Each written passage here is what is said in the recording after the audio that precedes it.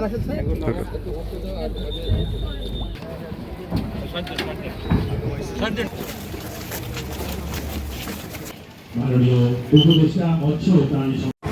শহরে আমি ভোক্তাদেরকে বলতে চাই, চট্টগ্রাম শহরে বিভিন্ন শহরে ক্রেতাদেরকে বলতে চাই, বাজারে যারা বিক্রয় করেন ব্যবসায়ী তাদেরকে বলতে চাই, আপনারাও কিন্তু ইলিশ মাছ নিয়ে ব্যবসা করবেন না।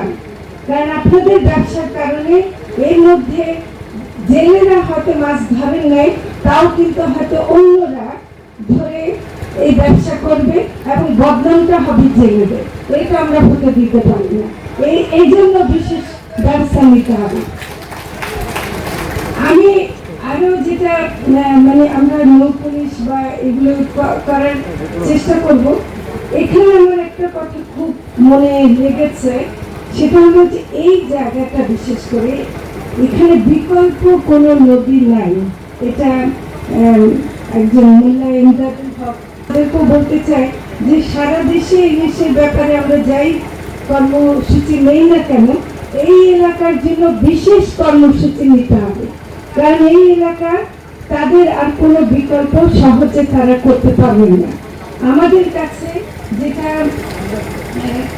মানে সুযোগ আছে সেটা আমরা তো আগে থেকে করে যাচ্ছি, সেটা হলো যে বিটিএফ কার্ড দেওয়া, যেমন 22 দিনে আগে 25 কেজি চাল দেওয়া হতো।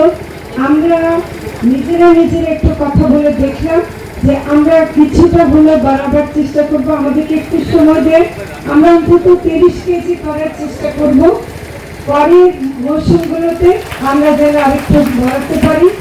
এটা আপনাদের ন্যায্য দাবি, এটাতে কোনো আমাদের বাহাদুরি না, এটা আপনাদের ন্যায্য দাবি। অবশ্যই যেন আপনাদের কষ্ট না হয় সেটা আমরা করার চেষ্টা করব।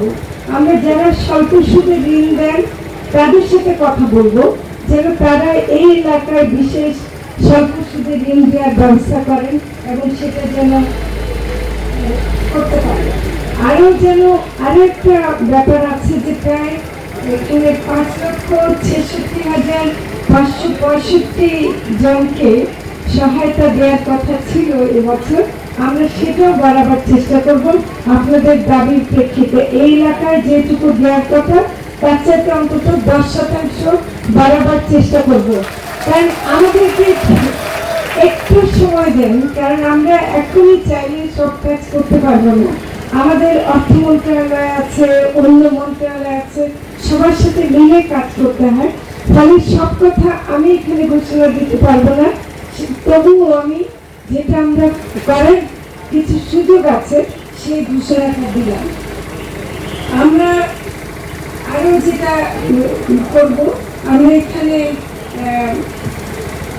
সবচেয়ে বড় কথা হলো আপনারা বাংলাদেশের মানুষ, আমরা বাংলাদেশের মানুষরা যেন ইলিশ মাছ খেতে পারি।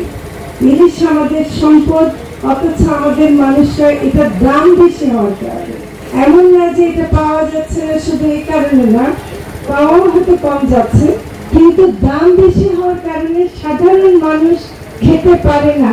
এটা বড় ধরনের অন্যায়। এই অন্যায় থেকে আমাদেরকে কি করে পরিত্রাণ পেতে হবে সে চেষ্টা আমাদেরকে করতে হবে। সেজন্য যদি আপনারা এই সময়টা মেনে চলেন এবং ইলিশের উৎপাদন আমরা বাড়াতে পারি, আমার মনে হয় বাজারে অবশ্যই এটার দাম কমাবার সুযোগ সৃষ্টি হবে। আপনারা সেই সুযোগটা আমাদেরকে